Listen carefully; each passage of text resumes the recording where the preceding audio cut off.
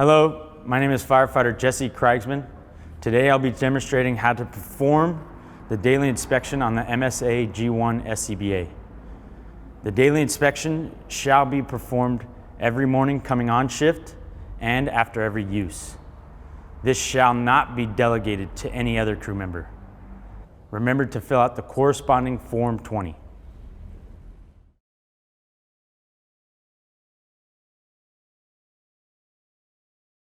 Now we're going to inspect the control module.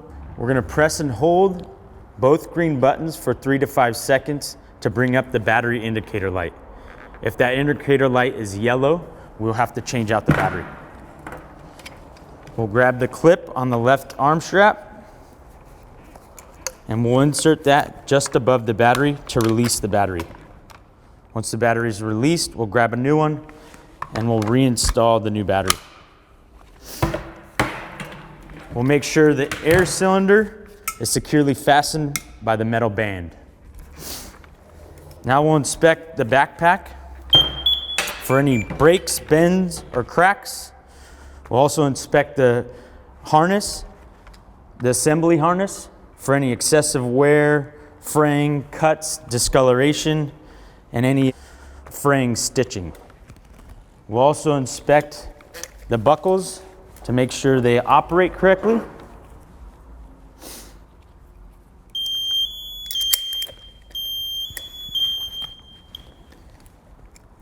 And then we'll extend the straps so we can put it away for storage.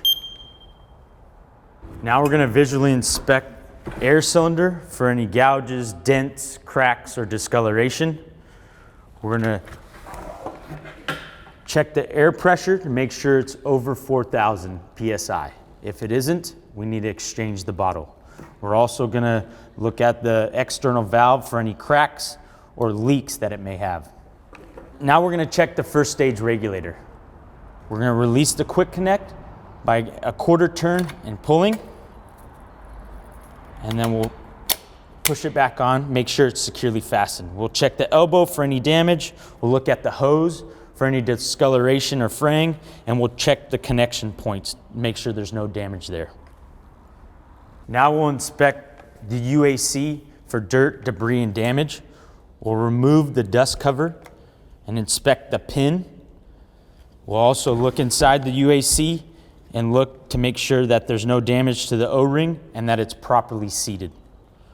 We'll cover the UAC back up. We'll move on to the UEBSS. We'll take that out. We'll unravel the hose, check for any discoloration or damage, make sure there's no damage at the connection point, and we'll check the fitting for any debris or dust. We'll make sure that it operates correctly as well. We'll put the dust cover back on and we'll coil the hose to stow away with the manifold located at the top for easy deployment.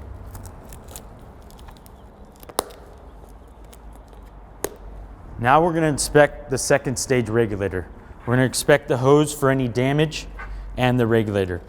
We're going to depress the 2 gray push buttons to make sure that they operate properly and they have proper spring tension.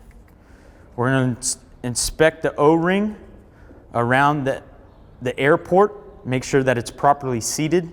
We're going to inspect inside the airport to make sure there's no dust or debris. If there is, we're going to face the airport away from us and open up the bypass valve. Now we're going to stow away the second stage regulator in the keeper.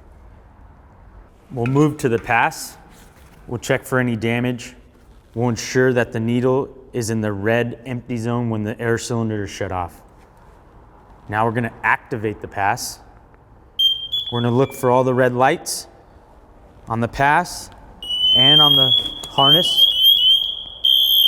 And we're going to listen for the ascending tones. We're going to shut that off by depressing the green button twice. Then we'll move on to our voice amplifier. We'll check for any damage, cracks, or discoloration. We could also hold the blue button to manually activate it or deactivate the voice amplifier. Now we're going to inspect the facepiece. We're going to inspect the lens for any scratches or abrasions that impair your visibility. We're going to inspect it for heat damage or delamination. which is cause for immediate removal from service. We're going to look at the body of the facepiece, the sealing skirt, and the Kevlar net for any damage, fraying, for any age damage, or contamination. Next, I'll be donning the facepiece to check for proper seal and for no leaks. I'll be covering the regulator port with my palm, inhaling, until the facepiece collapses on my face and I get a good seal. I'll hold my breath for 10 seconds, exhale sharply, moving air through the exhalation valve. If either of these tests fail, I'll remove my mask from service. Test the SCBA by closing the bypass valve and opening the cylinder. Ensure the pass analog gauge, the digital screen, the cylinder gauge all indicate the correct pressure on the cylinder.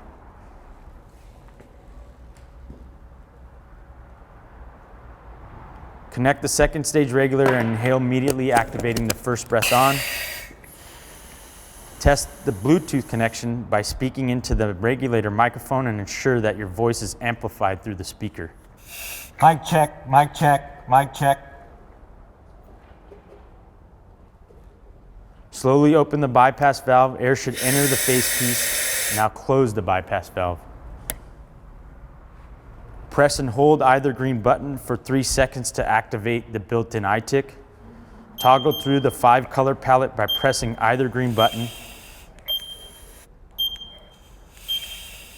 Now return to the pass digital pressure display by holding either green button for 3 seconds. After donning the facepiece and checking a proper seal, we're going to make sure the bypass is closed and we're going to shut off the bottle.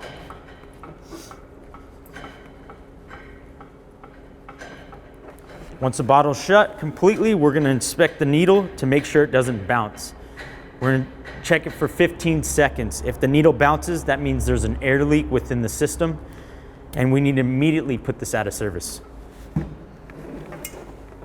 Now we're going to open the bypass slowly.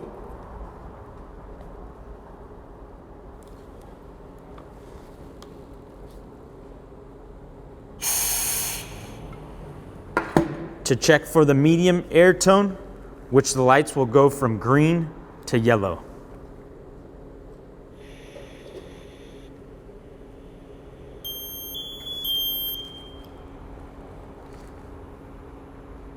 This signifies that your bottle's at half full. Once the low air alarm activates, that signifies your bottle's at 1/3 filled, and your lights will go from yellow to red. The low air alarm will approximately shut off at 200 psi.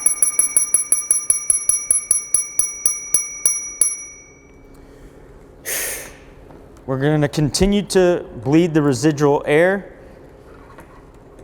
and we'll shut off your bypass.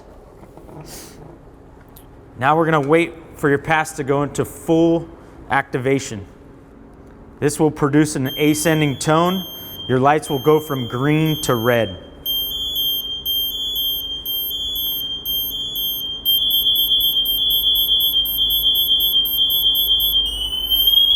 Once it's in full alarm, we'll press the green button twice to deactivate, and then we'll press it twice again to shut off the system.